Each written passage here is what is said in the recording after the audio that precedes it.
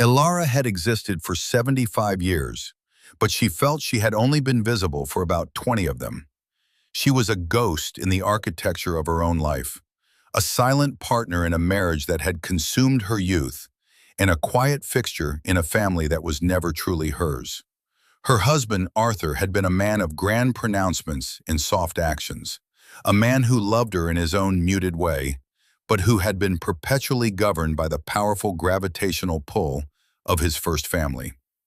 His children, Thomas and Catherine, were from a life before her, and they had never let her forget it. They orbited their father, but their light never fell on her. She was simply the planet he lived on, a necessary but unremarkable piece of the celestial mechanics. For 50 years, she had been the curator of their shared home, a sprawling stone manor that felt more like a museum to Arthur's success than a place of warmth. She had managed its staff, planned its functions, and polished its surfaces until they gleamed with an impersonal perfection. She had raised his children when their own mother had decided a life of European travel was preferable to motherhood. She had packed their school lunches, soothed their fevers, and attended their graduations, a constant background presence they accepted like the air they breathed, essential but entirely unnoticed. She had been a good wife, a devoted stepmother, a silent pillar holding up the edifice of the family's comfort. Sections. Now Arthur was gone. A long, slow illness had taken him, and Elara had been his solitary nurse through the final, difficult years. She had held his hand as his world shrank from the boardroom to the bedroom, from the golf course to the confines of his own fading memory.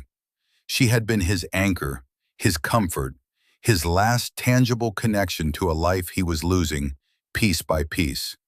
In those final moments, she had felt, for the first time in a long while, truly seen by him. His eyes, clouded with pain and confusion, would sometimes clear, and he would look at her with a profound, unspoken gratitude that felt like a secret between them. It was a secret she held on to, a small, warm stone in the cold emptiness of his absence. The will reading was scheduled for a week after the funeral. It was a cold, gray Tuesday, the kind of day that seemed to leach the color from the world. The family gathered in the formal library, a room where Elara had spent countless hours dusting Arthur's leather-bound books and ensuring the fireplace was always laid. Now she felt like an intruder. Thomas, his face a mask of practiced solemnity, sat in his father's favorite armchair as if it were a throne he was finally claiming. Catherine, draped in expensive black silk, perched delicately on a settee, her expression one of bored impatience. Her son, Julian, a young man with his mother's arrogance and none of her superficial charm, scrolled idly through his phone. Mr. Hemlock, the family lawyer, a man whose face seemed permanently fixed in an expression of mild disapproval, cleared his throat. He began to read from the thick vellum document, his voice a dry monotone that filled the heavy silence. The words flowed, a river of legal jargon that carried with it the assets of a lifetime. The house, this grand stone manor, went to Thomas and Catherine, to be held in joint ownership. The portfolio of stocks and bonds, a considerable fortune, was to be divided equally between them. The business, the foundation of Arthur's empire, was left to Thomas, its designated heir apparent. Elara listened, her hands folded neatly in her lap. She expected little. She had never been a partner in the financial sense. She had been a dependent, a caretaker. She had made her peace with that. She assumed Arthur would have made some provision for her, a small pension, perhaps the right to live in the house until her own end. It was all she needed, a quiet corner to live out her remaining years in peace. Mr. Hemlock paused, adjusting his spectacles. He looked at her, and for the first time, a flicker of something unreadable, pity perhaps or discomfort, crossed his face. "And to my wife, Elara," he read, his voice dropping slightly, "for her years of service and companionship, I bequeath the property known as Lot 7 in the township of Whisperwood, to be transferred to her for the symbolic sum of $4. Stunned silence fell over the room. Elara's mind struggled to catch up. Whisperwood? She had never heard of it. Lot 7? It sounded like a patch of dirt. Thomas let out a short, sharp laugh, a sound like tearing fabric. Whisperwood? Is that even a real place? Father must have bought some forgotten scrap of land decades ago. Catherine smiled, a thin, cruel curve of her lips. $4, she mused, looking at Elara with an expression of open contempt. How fitting. That's about what your time was worth, I suppose. Julian snickered, not even bothering to look up from his phone.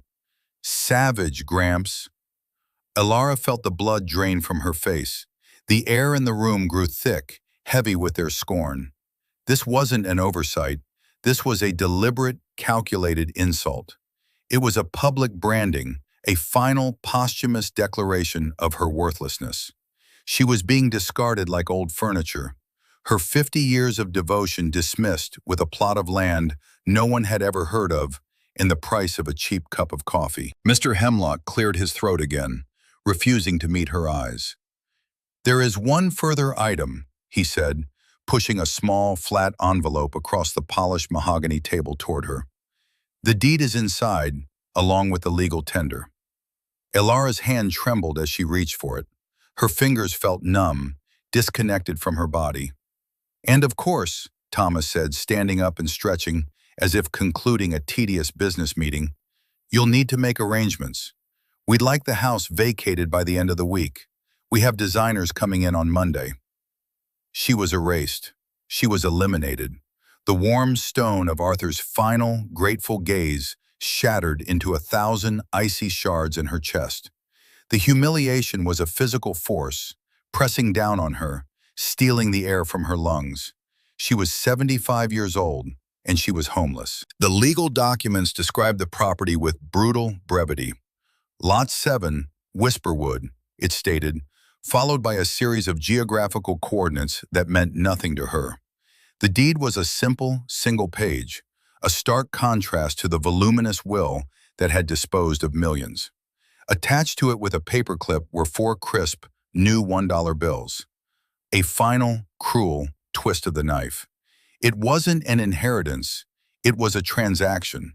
She had been sold a piece of forgotten earth for a pittance, a symbolic gesture designed to underscore her complete and utter lack of value in the family's eyes. She looked at the bills, at the stern face of George Washington staring up at her 4 times over.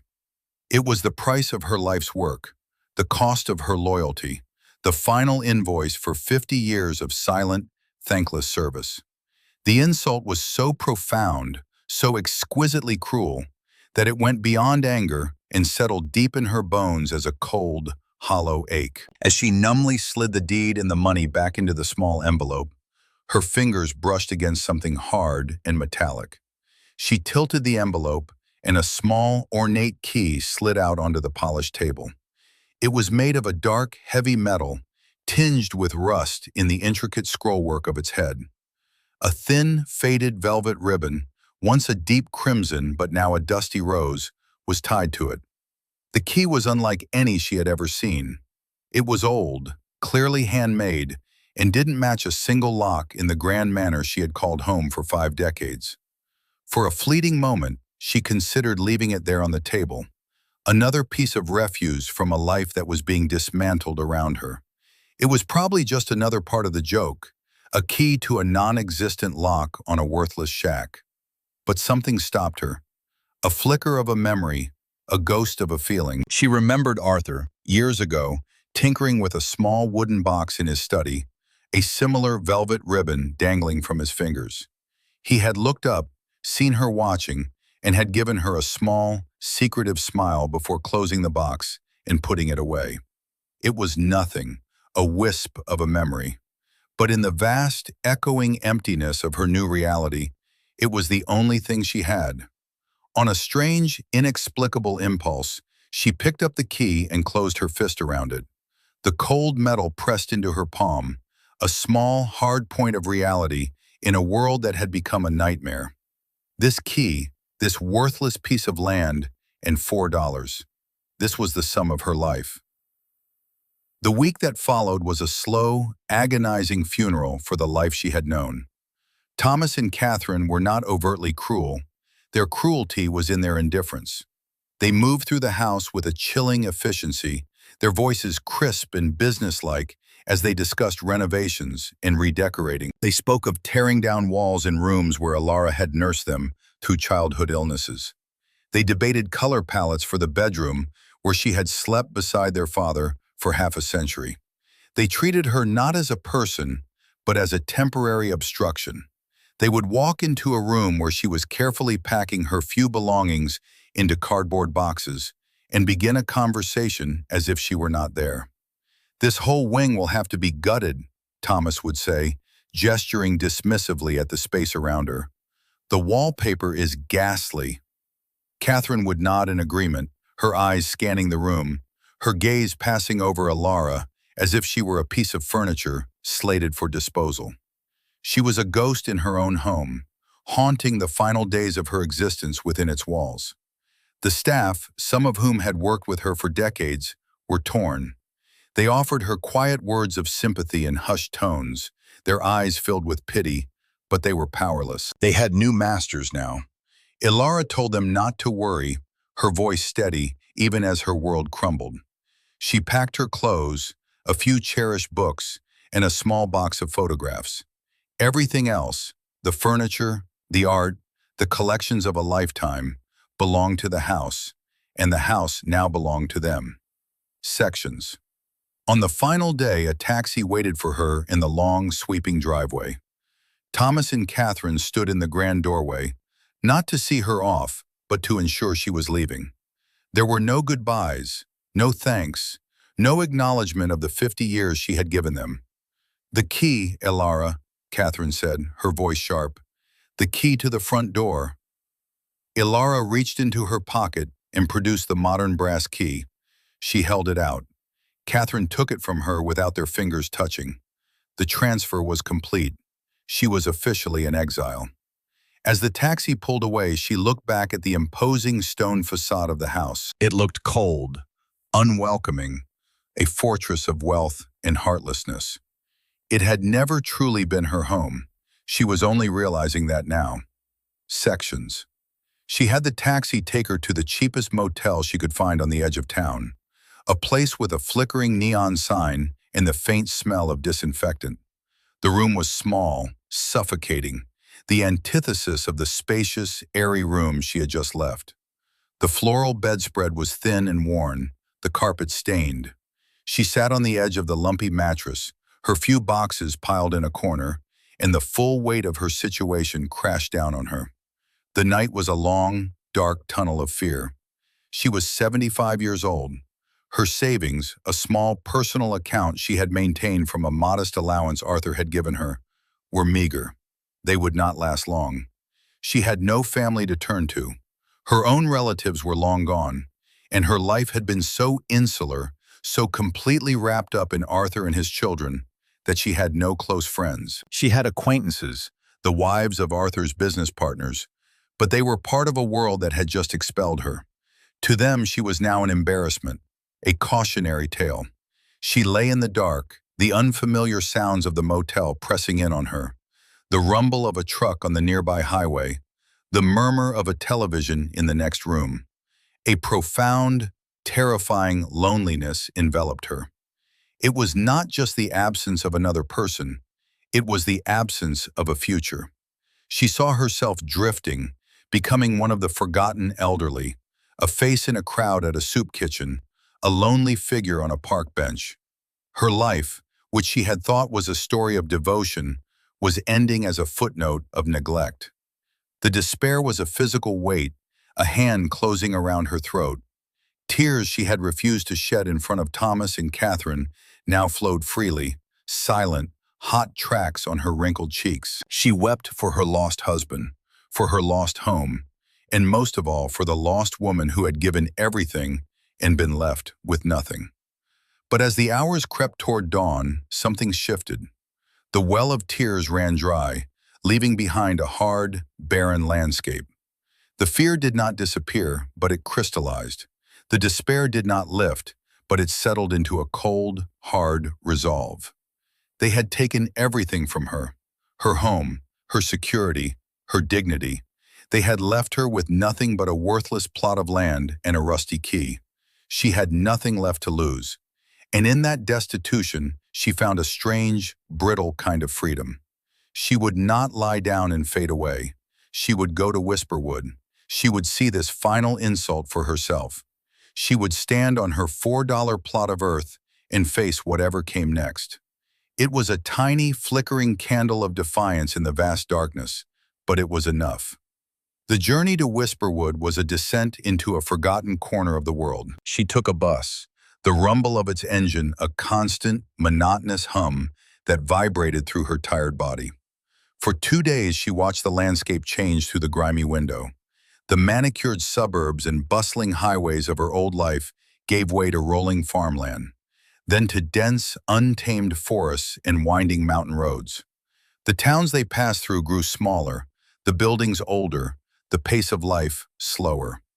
It was as if she were traveling backward in time, leaving the polished, frantic present for a quieter, more rugged past. She was an anomaly on the bus, a neatly dressed elderly woman with her small, carefully packed boxes, surrounded by weary commuters, young people with backpacks, and families returning to rural homes. No one spoke to her. She was invisible here too, but it was a different kind of invisibility. It was not the pointed, deliberate erasure she had experienced at the hands of her stepchildren. It was the simple, anonymous invisibility of a stranger passing through. It was lonely, but it was also liberating. Here, she was not Arthur's widow or Thomas and Catherine's discarded stepmother. She was just a woman on a bus, her past a closed book, her future an unwritten page. Finally, the bus driver called out, "Whisperwood, next and final stop." Elara gathered her things, her heart pounding with a mixture of apprehension and grim determination. She was the only one who got off.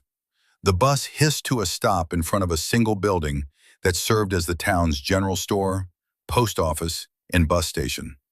As the bus pulled away, its red taillights disappearing around a bend, a profound silence descended. It was the kind of deep, resonant quiet that is made of 1,000 small sounds. The rustle of leaves, the distant call of a bird, the gentle creak of a sign swinging in the breeze. Whisperwood was not so much a town as a suggestion of one. A single main street was lined with a handful of stone and timber buildings, their facades weathered by time and the elements. There was the general store, a small church with a crooked steeple, a tavern with a faded wooden sign, and a few houses set back from the road. The air smelled of damp earth, pine needles, and wood smoke. It was clear that time moved differently here, measured not in minutes and hours, but in seasons and generations. She went into the general store, the bell above the door announcing her arrival with a cheerful jingle. An elderly man with a kind, wrinkled face and a thick white beard looked up from behind the counter. "Can I help you, ma'am?" he asked, his voice warm and rumbling. "I'm looking for a property," Elara said, her own voice sounding thin and uncertain. "Lot 7. The man's eyebrows rose in surprise. "Lot 7? You mean the old cottage? Haven't had anyone ask about that place in 30 years. It's been sitting empty since old man Abernathy passed on." He paused, studying her. "You family of his?" "No," Elara said simply. "It was left to me." The man, who introduced himself as Samuel, gave her directions. The cottage was on the far edge of town, down a long, unpaved lane that hadn't been maintained in years.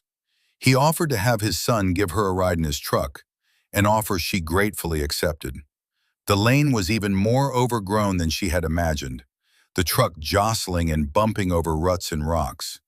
Branches scraped against the windows, and the forest seemed to press in on all sides. And then, they were there. The truck stopped at the end of the lane, in a small clearing choked with weeds, and in the center of it stood the cottage. It was small, far smaller than even the gatehouse of her former home. The stone walls were covered in a thick blanket of ivy, and the wooden roof sagged in the middle. The windows were boarded up, and the front door hung crookedly on its hinges. It looked exactly as worthless as Thomas and Catherine had imagined, a derelict hovel on the verge of collapsing into the earth. It was a picture of neglect and decay. But as Elara stepped out of the truck and stood before it, she saw something else. The stones of the foundation were massive, solid, and expertly laid. They spoke of a craftsmanship that was meant to last for centuries. A magnificent ancient oak tree stood beside the cottage, its thick branches spreading over the roof like a protective arm.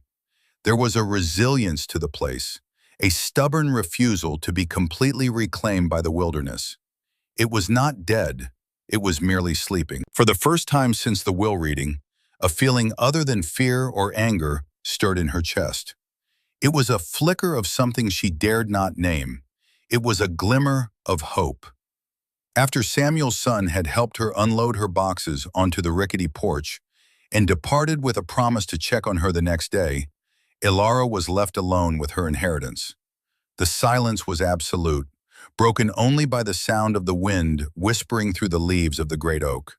She spent the rest of the afternoon in a flurry of activity, fueled by a nervous energy she hadn't felt in years. She found a discarded iron bar near the woodpile and used it to pry the boards from the front window.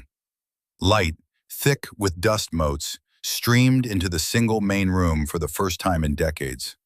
She worked her way around the small structure, pulling away thick curtains of ivy from the stone, revealing the beautiful, moss-covered texture beneath. She managed to force the crooked front door open, the hinges groaning in protest.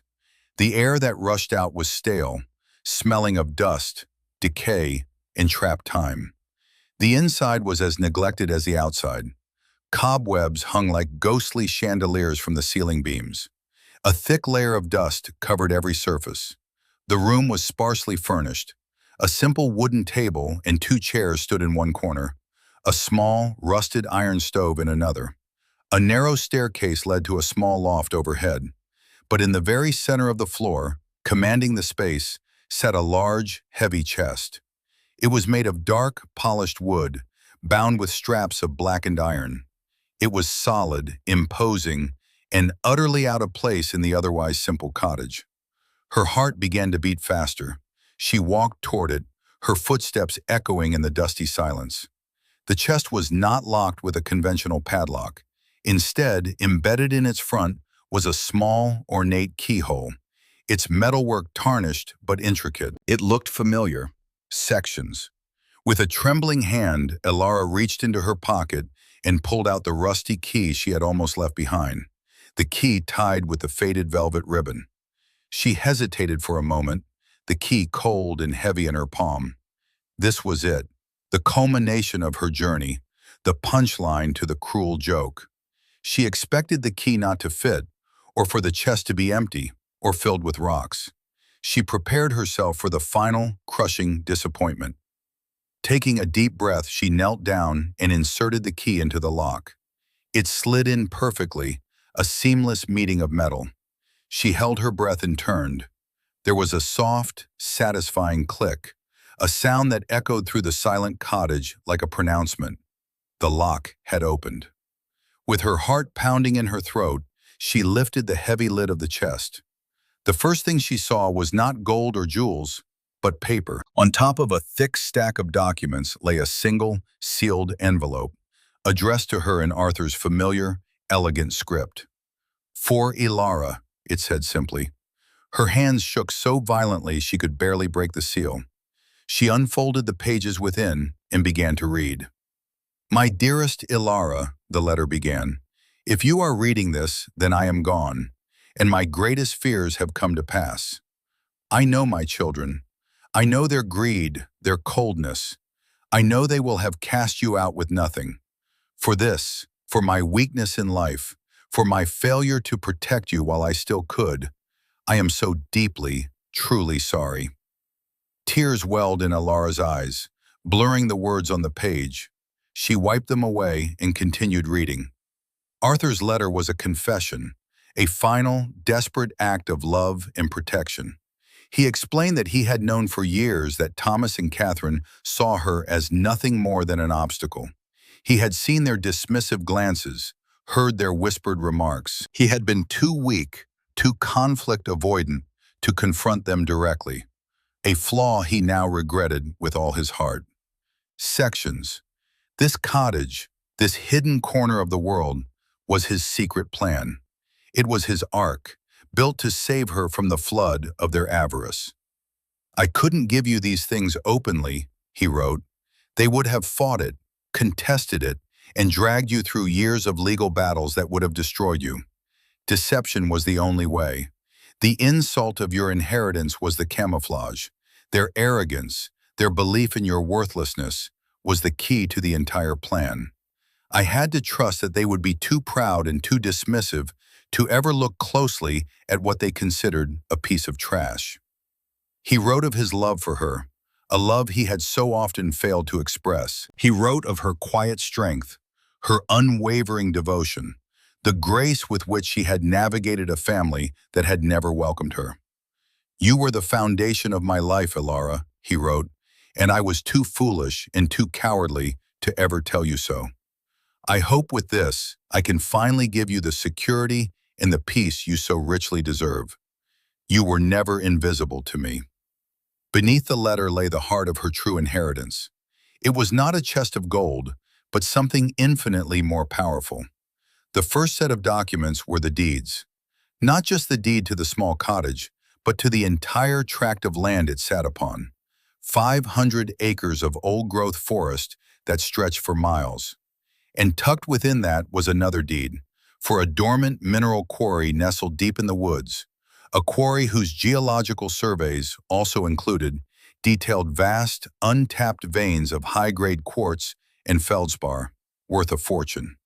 All of it, legally ironclad, unassailable, was in her name. Arthur had spent years quietly acquiring the land under a holding company and had legally transferred it to her name a decade prior, the documents held in trust by a lawyer she had never met, in a town she had never heard of, to be released only upon the opening of this chest.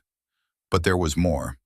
Beneath the deeds was a second set of ledgers, bound in dark green leather. They were a perfect, meticulous shadow copy of the books for Arthur's company.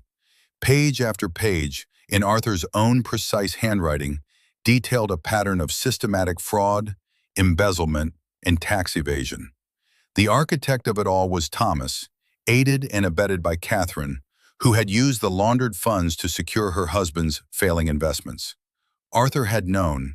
He had been watching, documenting, and collecting evidence for years. It was a weapon of mutually assured destruction, a poison pill, as he called it in his letter, to be used only if his children betrayed his final, unspoken wish to see Elara cared for. Elara sat back on her heels on the dusty floor, the documents spread around her. The air in the cottage seemed to hum with a newfound energy. The fear that had been her constant companion for weeks evaporated, replaced by a surge of breathtaking, terrifying power. She was not a destitute old woman. She was not a victim. She was the sole owner of a vast and valuable piece of the earth, and she held the key to the utter ruin of the two people who had tried to destroy her. The world had not ended. It had just begun. The transformation began subtly. It started with the cottage. Armed with a newfound sense of purpose and the knowledge of the immense resources at her disposal, Elara contacted the lawyer Arthur had named in his letter. The man was kind, respectful, and had been waiting for her call. He confirmed everything, arranged for an initial transfer of funds to her account, and put her in touch with the necessary people to manage her new assets. Sections. Her first act was to hire a local contractor, a man recommended by Samuel from the general store. Together they began the work of bringing the cottage back to life. The sagging roof was repaired, the crooked door rehung. New windows were installed, letting sunlight flood the small interior.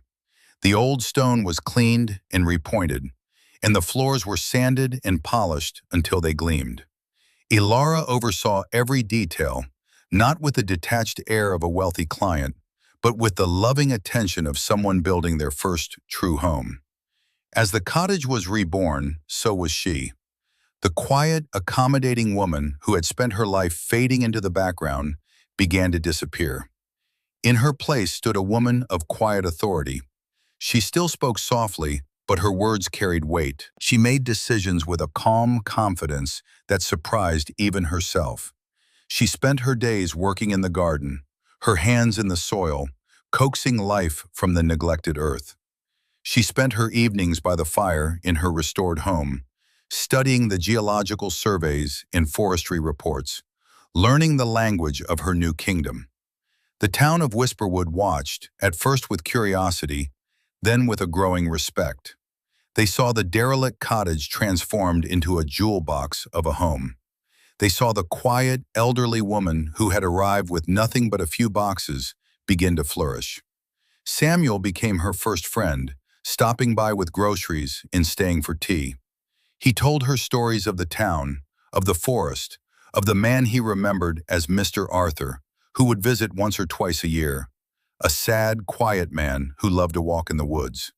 Through Samuel she met others, the pastor of the small church, the owner of the tavern, the handful of families who called Whisperwood home. They did not pry, they simply accepted her. They saw her not as a wealthy landowner, but as Elara, the woman who was bringing the old Abernathy place back to life. For the first time, she felt she belonged somewhere.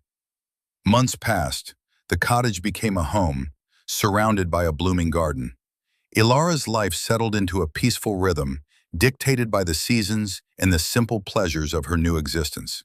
She had her home, her land, her newfound friends, and the quiet, humming power of the secrets she kept locked away. She almost forgot about the world she had left behind, but that world had not forgotten about her. In a sleek, glass-walled boardroom hundreds of miles away, Thomas was in a rage. In the process of liquidating some of his father's more obscure assets, his lawyers had stumbled upon a series of old geological surveys. They were attached to a holding company that Arthur had dissolved years ago, but the surveys themselves were a bombshell. They detailed the immense mineral wealth of a quarry in a place called Whisperwood. A quick search of property records revealed the final, infuriating truth.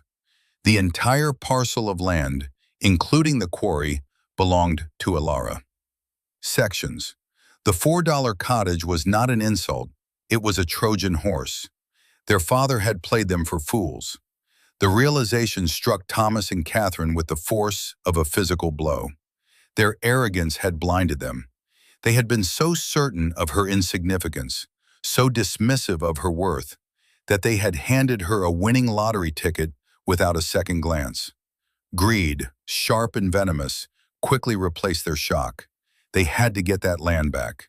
They imagined Elara, a frail old woman living in squalor, completely unaware of the fortune she was sitting on. It would be easy.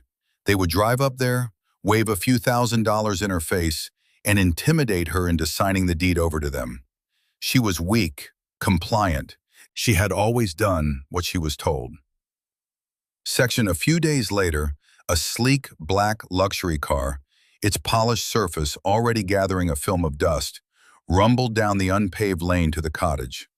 Thomas and Catherine stepped out, their expensive city clothes looking absurdly out of place in the rustic setting. They exchanged a look of smug confidence as they approached the house. This would be over quickly. They stopped dead in their tracks. Before them was not the dilapidated shack they had envisioned. It was a storybook cottage, its stone walls glowing warmly in the afternoon sun, smoke curling lazily from its chimney. The garden was a riot of color, and the windows gleamed. And there on the porch, sitting in a comfortable rocking chair with a cup of tea and a book in her lap, was Elara. She was not the stooped, invisible woman they had evicted. Her silver hair was elegantly styled. She wore a simple but well-cut dress, and her posture was straight, her expression serene. She looked up as they approached, no surprise in her calm, clear eyes. It was as if she had been expecting them. The power dynamic they had taken for granted their entire lives had vanished. They were the intruders here, She was the queen in her castle. Their shock was a visible, tangible thing, a crack in their arrogant facade.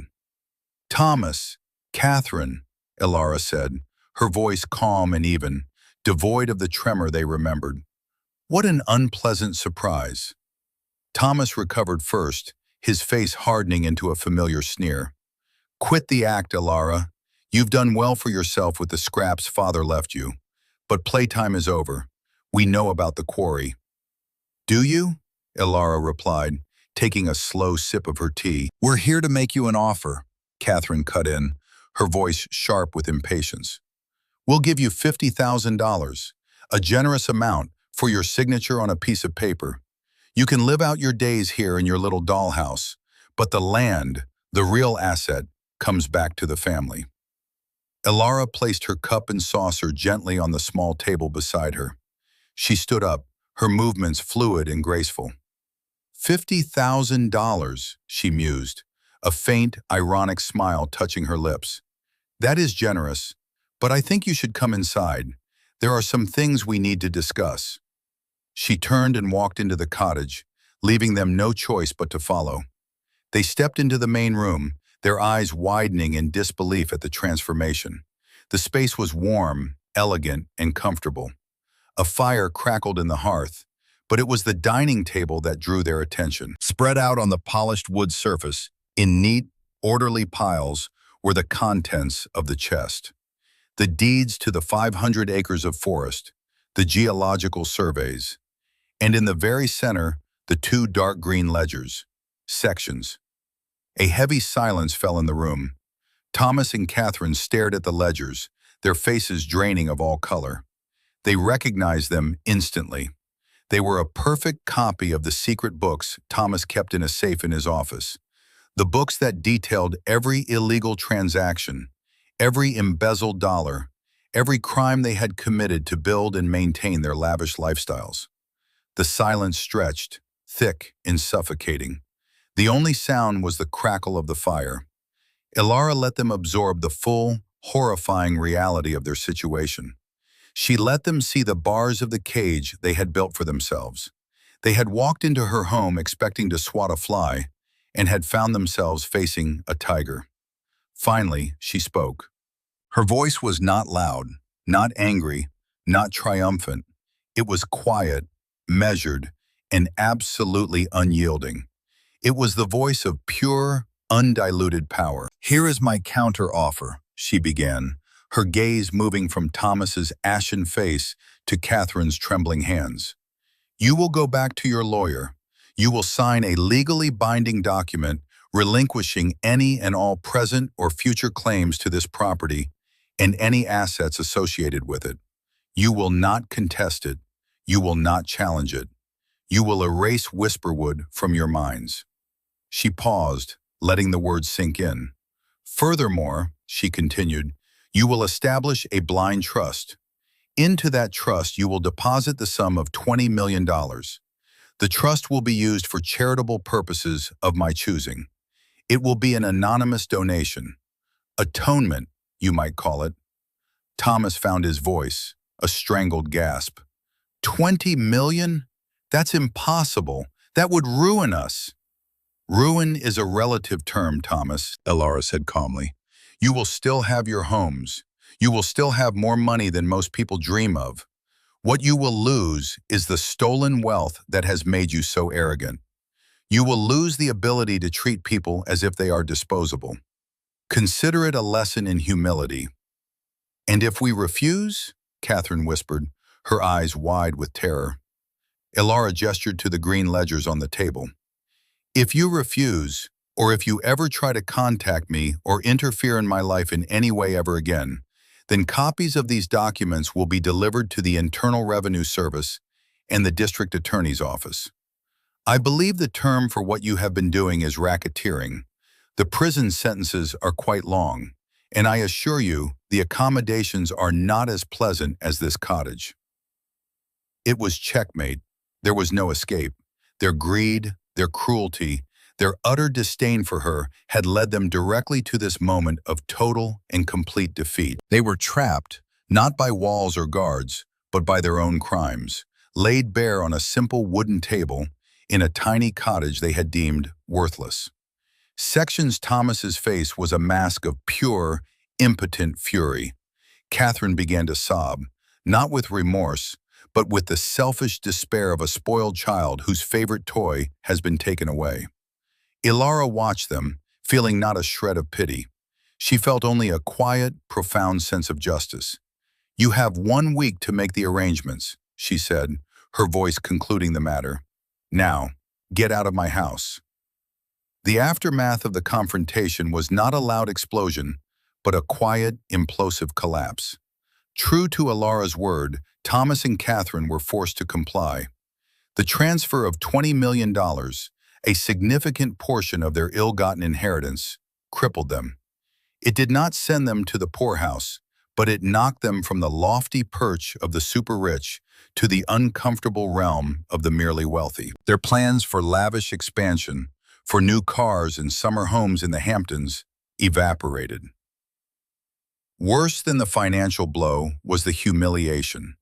To explain the sudden downturn in their fortunes, they were forced to concoct a story about a secret second family their father had, a story that required them to make a massive, quiet settlement.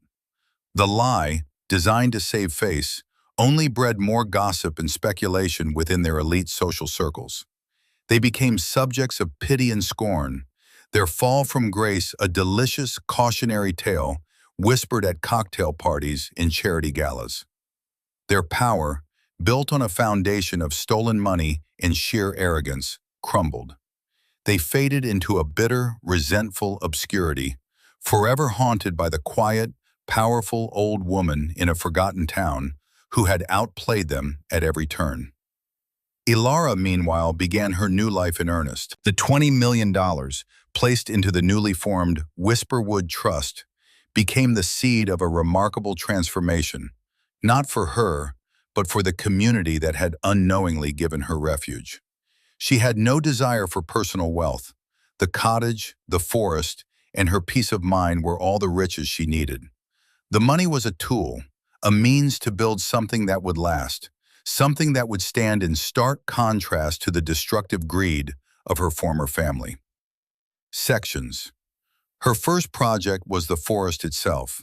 She worked with conservation groups to have her 500 acres designated as a permanent nature preserve, the Arthur's Woods Sanctuary, a quiet tribute to the flawed but ultimately loving man who had made it all possible.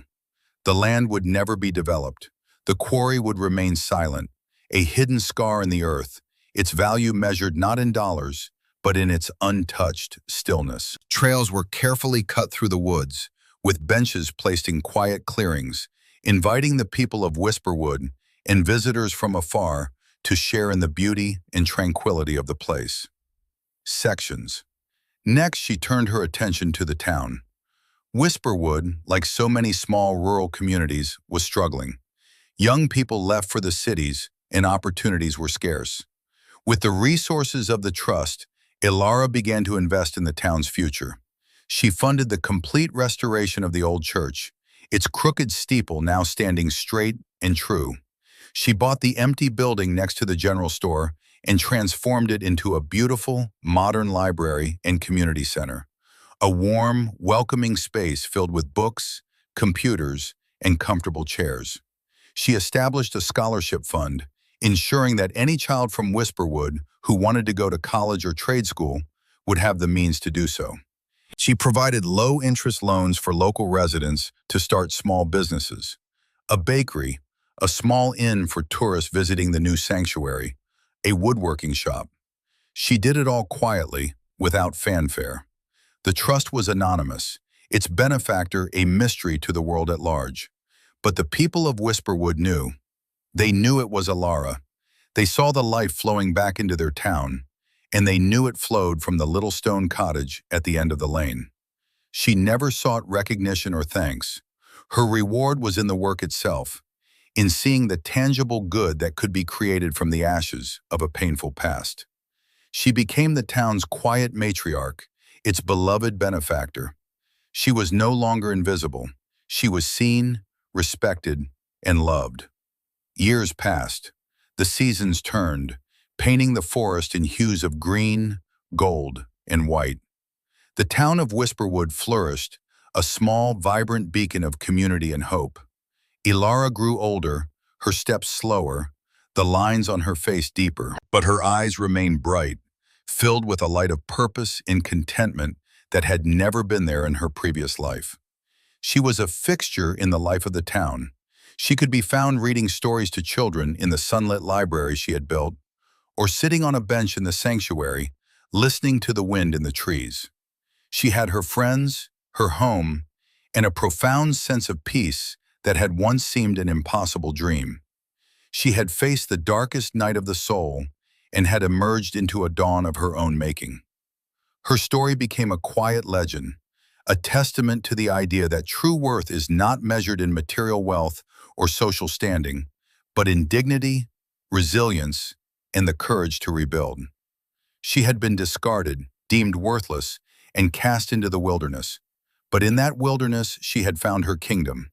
In the insult of a $4 cottage, she had found her true inheritance. She had lost a house, but had gained a home. She had lost a family, but had found a community. She had been erased, but she had rewritten herself into a story of quiet, unassailable triumph.